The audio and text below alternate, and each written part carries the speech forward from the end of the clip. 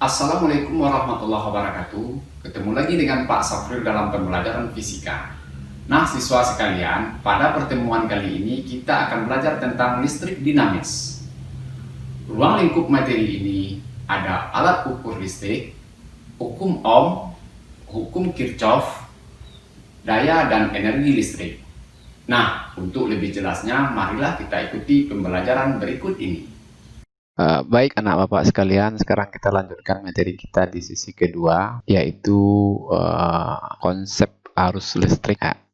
Sekarang kita lihat dari definisi watt arus itu adalah jumlah muatan listrik yang mengalir melalui penampang penghantar tiap satuan waktu. Nah, kalau kita tampilkan dalam bentuk persamaan matematis, itu I sama dengan delta Q per delta T. Atau bisa juga kita buat dalam bentuk persamaan I sama dengan Q per T. Untuk I rata-rata itu sama dengan Q2 kurang Q1 per T2 kurang T1. Sementara untuk I pada suatu waktu tertentu itu sama dengan limit dari I rata-rata dengan delta T mendekati 0. Berarti ini sama dengan limit delta Q per delta T, delta Q per delta T dengan delta T mendekati 0. Maka secara aturan matematis itu menjadi I sama dengan dQ per dt. Berikutnya untuk rapat arus, kalau kita lihat dari gambar berikut, yaitu segmen kawat penghantar dengan luas penampang A dengan panjang delta X, maka mengalir muatan partikel muatan E dengan kecepatan V. Ini dia. Nah, kalau kita pandang segmen kawat ini memiliki volume delta X dikali dengan luas penampang A. Maka untuk delta X ya, itu sama dengan yang untuk delta X ini sama dengan kecepatan dikali dengan waktu. Ditempuhlah jarak delta X sama dengan V kali delta T. Maka delta V volume kita itu sama dengan ya A luas penampang dikali dengan kecepatan dikali delta T. Nah, untuk delta Q itu sama dengan jumlah dari partikel pembawa muatan dikali dengan perubahan volume. Nah, ini kita masukkan dari persamaan di atas delta V-nya, maka delta Q itu sama dengan jumlah muatan kali dengan besarnya muatan dikali dengan luas penampang dikali kecepatan muatan dan dikali dengan perubahan waktu. Maka I sama dengan delta Q per delta T. Kita masukkan persamaan di atas. Nah, NEAV delta T per delta T, maka I menjadi N kali E kali A kali V. Sementara untuk rapat arus itu sama dengan kuat arus per satuan luas. Maka kita masukkan I ini, nah ini ke sini, lalu kita bagi dengan A. Kita coret A-nya, maka J atau rapat arus sama dengan NE kali V kecepatan. Keterangannya V volume, A luas penampang, V kecepatan muatan, E adalah muatan kalau dia elektron adalah 1,6 kali 10⁻19 kolom. N adalah jumlah muatan, I adalah kuat arus, dan J itu adalah rapat arus, masing-masing dengan satuan internasional. Baik, anak bapak, berikutnya hukum Ohm dan hambatan listrik. Secara empiris, hukum Ohm dinyatakan dalam hubungan V dan I bahwasanya di dalam suatu rangkaian kuat arus itu sebanding dengan beda potensial dan kuat arus berbanding terbalik dengan hambatan R. Maka secara matematis I itu sama dengan V per R. V adalah beda potensial, I kuat arus, dan R adalah hambatan. Sekarang kita lihat hubungan hambatan dan hambatan jenis. Jadi suatu kawat penghantar itu dia memiliki yang namanya hambatan jenis. Tergantung dari jenis bahan pembuatnya. Bahwasanya hambatan itu semakin besar nilai hambatan jenisnya, maka semakin besar pula nilai hambatan. Artinya R sebanding dengan ρ atau hambat jenis. Nah, semakin panjang kawat penghantar nih, maka partikel muatan yang bergerak itu semakin jauh. Nah, kalau dia semakin jauh berarti semakin lama dia sampai. KR itu juga sebanding dengan panjang. Artinya dengan pertambahan panjang maka hambatan juga semakin besar. Lalu kalau kita misalkan itu yang mengalir itu adalah air, maka semakin besar pipa yang dilaluinya, maka semakin mudah makin mudah dia mengalir. Artinya hambatan itu berbanding terbalik dengan luas penampang. Nah, kalau kita jadikan dalam bentuk persamaan matematis, maka R itu sama dengan hambat jenis sebanding dengan panjang penghantar dan berbanding terbalik dengan luas permukaan atau luas penampang dari penghantar. R hambatan, rho hambat jenis penghantar, L panjang penghantar, dan A luas penampang penghantar. Oke, berikutnya untuk hubungan hambatan jenis dengan suhu. Nah, ini identik dengan persamaan muai panjang. Ya, jadi hambat jenis ini tergantung suhu. Bahwasanya ini dirumuskan dalam bentuk rho itu sama dengan rho 0 1 tambah alfa delta T. Ini rho ini adalah hambat jenis pada waktu tertentu pada suhu T, maksudnya rho 0 itu hambat jenis pada T0. Nah, alfa ini sama dengan koefisien suhu hambat jenis dan delta T adalah perubahan suhu atau sama dengan T kurang T0. Nah, ini kamu bisa lihat keterangannya. Nah, karena tadi R itu berbanding lurus dengan rho, maka ya R hambatan juga identik rumusnya dengan hambat jenis tadi. R sama dengan R0 dalam kurung 1 tambah alfa delta T. R adalah hambatan, R0 adalah hambatan pada suhu 0, sementara R tadi adalah hambatan pada suhu T. Oke, berikutnya kita lihat untuk rangkaian arus listrik searah. Kita masuk ke hukum 1 Kirchhoff. Hukum 1 Kirchhoff menyatakan bahwasanya jumlah arus yang mengalir pada suatu titik cabang itu sama dengan arus yang keluar dari titik cabang tersebut. Berarti sigma I masuk ini sama dengan sigma I keluar. Kita lihat gambar di sini. I yang masuk nih ke titik cabang nih.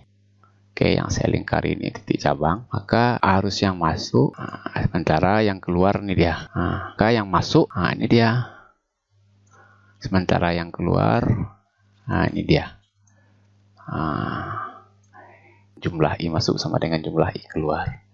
Ini adalah hukum 1 Kirchhoff. Oke, kita masuk ke rangkaian seri. Maka ada R1, R2, dan R3.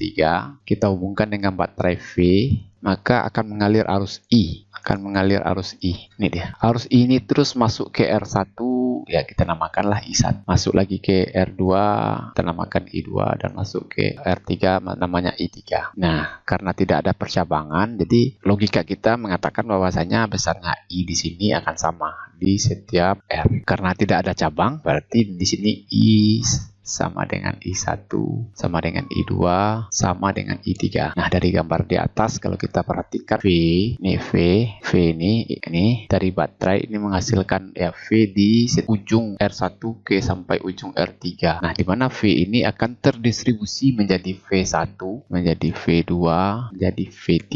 Nah, kalau kita lihat ya, berarti V itu sama dengan V1 tambah V2 tambah V3.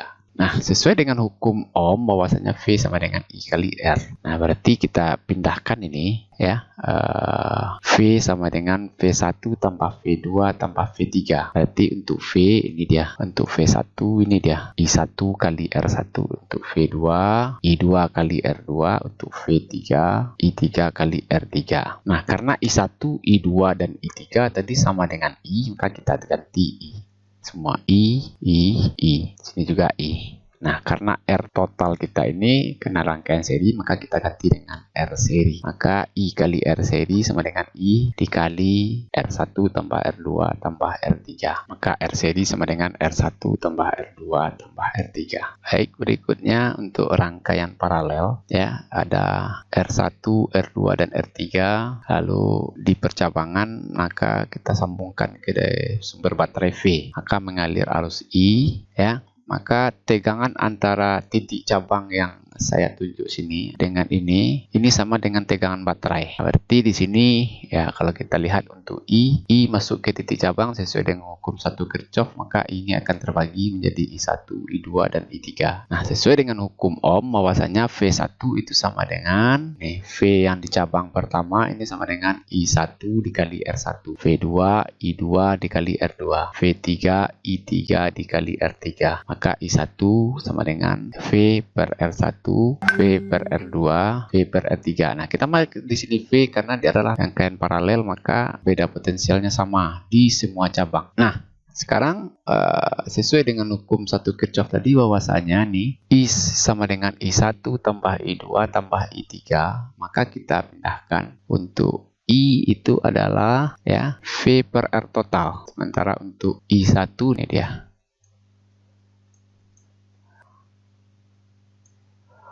Ini dia.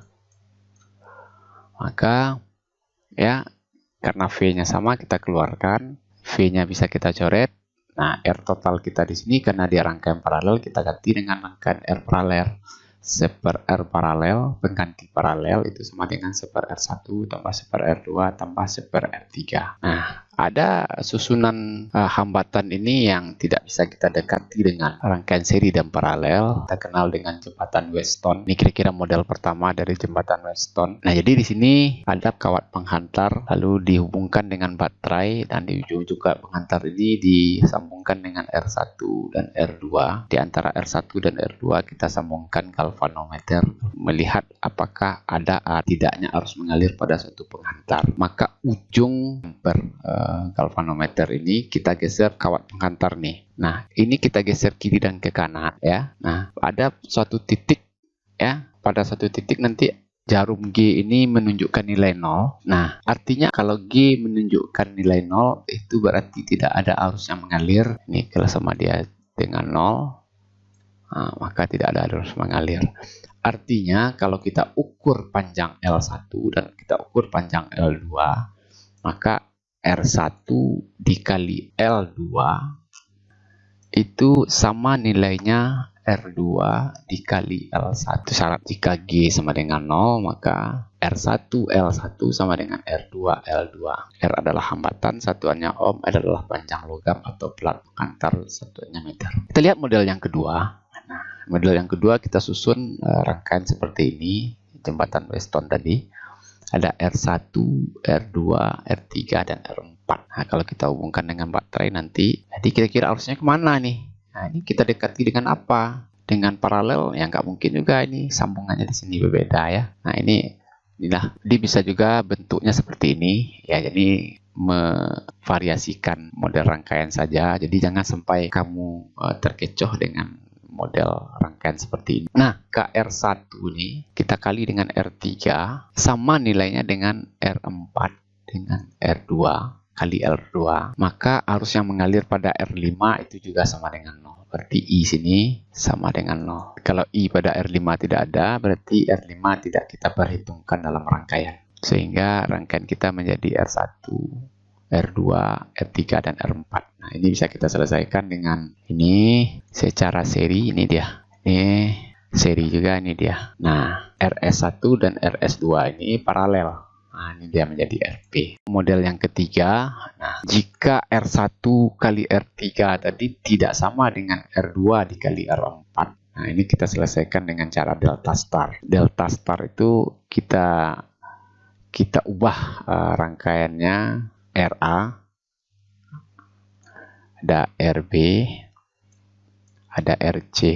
Nah, untuk RA ini siapa yang mengapitnya? Mengapitnya adalah R1 dan R4. Maka R1 dikali R4 dibagi R1 tambah R5 tambah R4. Jadi pembaginya adalah yang mengelilinginya. Demikian juga untuk RB. RB yang mengapitnya R1 dan R5. Maka R1 kali R5. Yang mengelilinginya R1, R5, dan R4. Demikian juga untuk RC. RC yang mengapitnya adalah R4 dan R5. Yang mengelilinginya R1, R5, dan R4. R4 kali R5 per R1 tambah R5 tambah R4. Nah, maka rangkaian kita menjadi seperti ini. Ada RA, ada RB, ada RC, ada R2, ada R3. Nah, ini bisa kita selesaikan dengan catatan setelah kita tentukan RA, RB, RC, maka R1, R4, dan R5 tidak kita perhitungkan lagi. Maka RB ini, nah ini seri dengan R2 menghasilkan RS2, RS1. RC ini seri dengan R3 menghasilkan RS2. Lalu RS2 ini, nah ini dia terhubung paralel, maka RS1 dan RS2 paralel maka menghasilkan RP. Dan RP dengan RA ini seri lagi, maka menghasilkan RS. Karena rangkaian kita cukup sampai di sini, maka dia menjadi R total, R akhir. R total kita sama dengan RS. Cukup jelas ya.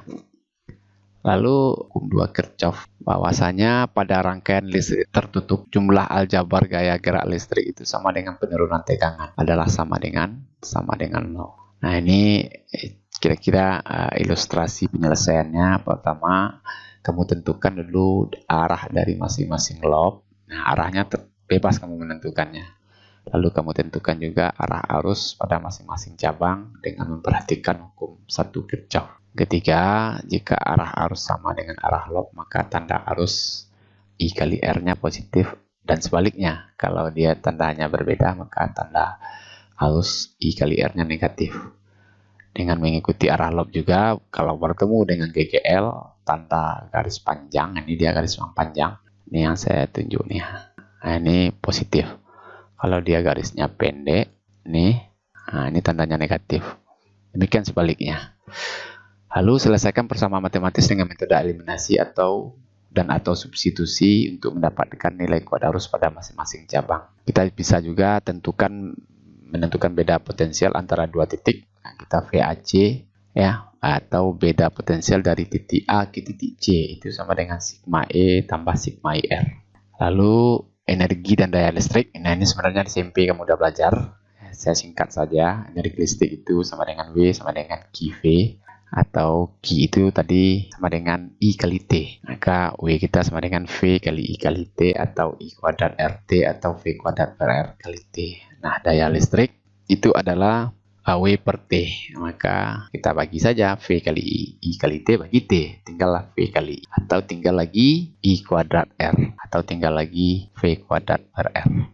Nah, satuannya watt atau joule per sekon. Ada beberapa kasus pada lampu ya yang dengan spesifikasi voltase tertentu dipasang pada voltase yang lain. Maka kamu gunakan saja rumus perbandingan V1 banding V2 itu sama dengan V kuadrat per R banding V kuadrat per R, karena R-nya sama, maka ini sama dia R. Atau sama dengan V1 banding V2 sama dengan V1 kuadrat banding V2 kuadrat. Nah, yang terakhir, untuk menaikkan batas ukur ampere meter. Misalkan kita punya ampere meter, dia memiliki hambatan dalam RA. Hanya mampu melewatkan arus maksimum itu adalah IA. Kalau arus itu lebih besar dari IA, maka R ini akan hangus, maka ampere meter kita akan rusak. Maka bagaimana cara kita menggunakan ampere meter yang sama pada rangkaian yang memiliki kuat arus yang lebih besar?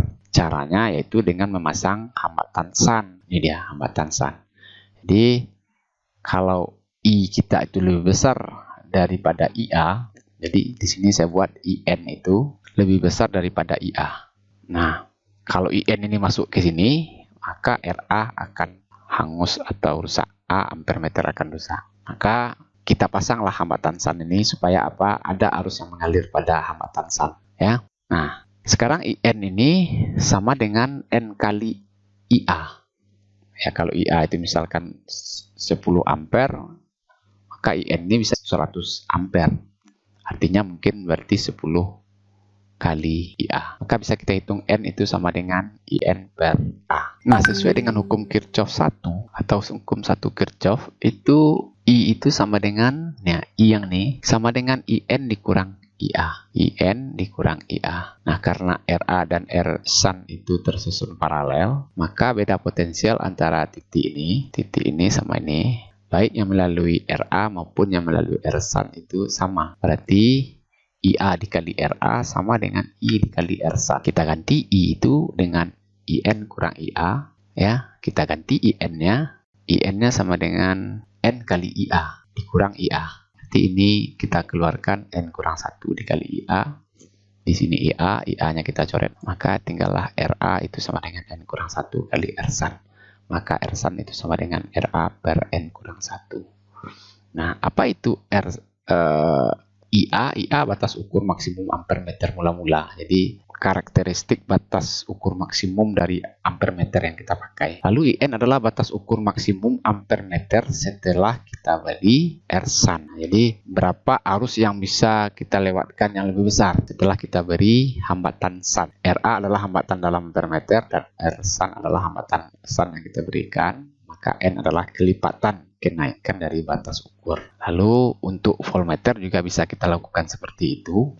Kalau kita amati ya rangkaiannya, voltmeter itu kita memakainya dalam rangkaian dengan memparalelkan ke hambatan ke rangkaian yang mau kita ukur. Voltmeter itu memiliki hambatan dalam RV. Nah, kalau dia mengukur kemampuan maksimumnya adalah VV. Nah, kalau kita ukurkan pada beda potensial yang lebih besar, maka voltmeter ini akan rusak. Artinya RV ini mungkin saja bisa terbakar. Nah, maka supaya ini tidak terjadi, maka harus kita sandingkan dia dengan hambatan depan. Nah, sehingga ya yang voltmeter tetap mengukur VV. Nah, sama yang di atas nih. Nah, ini sama. Nah, kalau sama dia tidak rusak. Akan tetapi ini bisa diukur untuk beda potensial yang lebih besar, Vn. Besarnya Vn ini adalah N kali lipat dari VV. Nah, Vn-nya berapa kali VV. Nah, kalau kita lihat ini adalah antara RD dengan RV itu terangkai seri, maka besarnya Vn itu sama dengan VD ditambah VV. Nah, maka kita ganti. Vn tadi adalah N dikali VV. Sementara VD di sini tambah VV. Kita pindahkan VD ke kiri, ya. Kita pindahkan NVV-nya ke kanan dan VV kita sandingkan. Maka di sini untuk VD saja sama dengan N kali VV kurang VV. Maka ini kita tampilkan N kurang 1 dikali VV. Maka V itu sama dengan I kali R, berarti untuk VD adalah I kali RD. Karena arusnya dari RD ke RV sama, maka I-nya tetap. Nah, kan ini dia I-nya. I kali RD sama dengan I dikali RV. Maka kita silang I. Kita coret I-nya. Maka RD tinggal nih sama dengan N kurang 1 RV. VV adalah batas ukur maksimum voltmeter mula-mula, sementara Vn adalah batas ukur maksimum voltmeter setelah diberi hambatan depan. RV adalah hambatan dalam voltmeter, sementara RD adalah hambatan depan yang kita pasang. N adalah kelipatan kenaikan dari batas ukur. Oke, anak Bapak semua, kira-kira itu penjelasan Bapak tentang materi kita untuk listrik dinamis atau rangkaian arus searah pada sesi kedua ini. Assalamualaikum warahmatullahi wabarakatuh. Demikianlah pembelajaran kita kali ini tentang listrik dinamis. Untuk pendalaman materi, silakan siswa sekalian membaca literatur dalam buku teks fisika. Jangan lupa kerjakan tugas seperti di bawah ini. Assalamualaikum warahmatullahi wabarakatuh.